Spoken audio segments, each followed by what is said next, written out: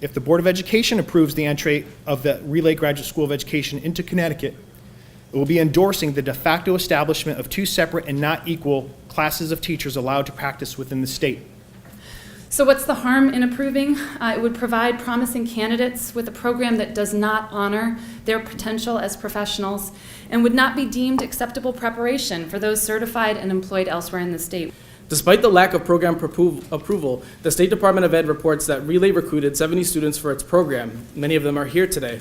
They are identified as, many of them, almost like 70%, are identified as people of color. These people are eager to enter the teaching profession and should be commended and supported. However, Relay exploits that desire by selling a subpar training program as a graduate school, despite lacking real professors, courses, accreditation, or even state approval as a school or a program. After spending 2.5 years at Eastern and spending a great amount of my free time working in classrooms in a variety of districts, I recognize that there are still so many skills and so much information I have yet to learn. If 2 years is not enough time to prepare an individual to deal with the nuances of teaching diverse populations of students with varied needs, I can't imagine that a program that would take even less time to complete would adequately prepare the teachers to enter the classroom.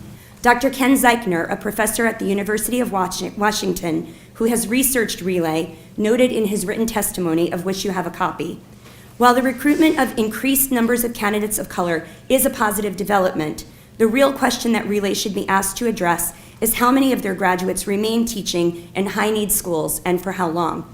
We can do better than this. In fact, we already have. Last year, Bridgeport initiated a minority teacher recruitment program for paraprofessionals. The program maintained high standards and supported new teachers in the classroom to promote retention. Bridgeport's program was supposed to expand from 5 paraprofessionals last year to 15 this year until the state grant dollars were removed. If the Connecticut Board were serious about increasing minority teacher candidates, they would focus on supporting the needs of minority teacher candidates and their communities through financial housing support, tuition remission programs, and other support structures that do not undermine their ability to succeed long-term. Relay appears to have on staff no professors of education or qualified faculty with advanced degrees.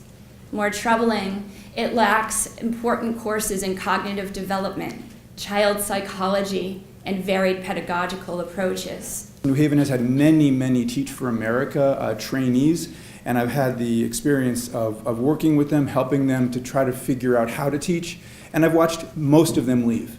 And it's been very disruptive to every single school community that I've been in. And I fear that Relay is going to replicate this in the New Haven public schools. We urge that the State Board of Education not approve Relay Graduate School of Education.